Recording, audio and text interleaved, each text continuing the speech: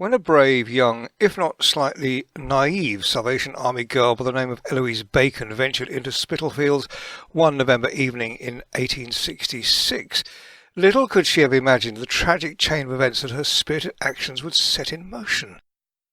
18-year-old Eloise was the daughter of a Methodist minister, a devout Christian, and one of the Salvation Army's first recruits, one of the first to don the famous scarlet uniform and venture into London's East End in order to spread the word of the Lord.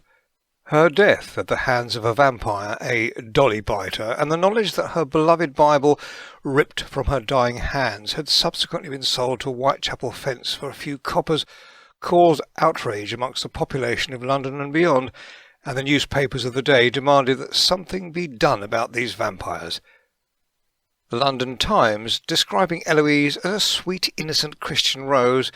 and her vampiric assailant a despicable agent of the night, called for a cut of the vampires of the East End, and when the guilty vampire, the woman who struck down this sweet, innocent Christian rose, was revealed to be none other than the missing daughter of shipping magnate Sir Adler, turned into a despicable agent of the night by a foreign vampire of royal descent, the howls of outrage and the calls for a final solution grew even louder. The net result of the turning of Miss Adler and the murder of Miss Bacon was what was to become known as the Battle of Brick Lane, the establishment's attempt to eradicate the East End vampires once and for all. As a cure to the nighttime ills of Whitechapel and Spitalfields, it was only partially successful. High-born vampires, those born of vampire parents and blessed with lineage, titles, money, and stately homes, had been an integral part of European society for many centuries. The high-borns, or natural-borns, as many mortals refer to them, often held positions of great power, many being involved in politics or having even attained royal standing thanks to centuries of political manoeuvring, clearly arranged marriages, and the occasional war. The East End problem first began to emerge in the mid-18th century, when the City of London started to grow at an exponential rate thanks to the ever-expanding British Empire, and young people were drawn in from the surrounding countryside in large numbers to service the needs of the capital. Young female prostitutes soon caught the eye of male highborns, and the ensuing trysts, thanks to vampire saliva and semen infecting the human female, created the first documented turned vampires.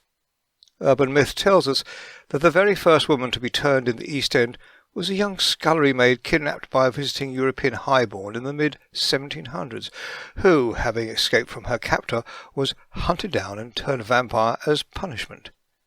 As far as we are able to ascertain, only females were capable of being turned. Males, it would appear, always succumbed to their wounds, the only explanation, therefore, for any bloody attacks on mortals by gangs of male vampires that they were born highborns, perhaps letting off a little steam and hunting humans for fun, a distasteful and unsavoury as that sounds, which leads us to the question of the sexual orientation of the female-turned vampires. From all accounts, the main ones which are of course contained within this tome, the turned process had the side effects of making most females lesbian.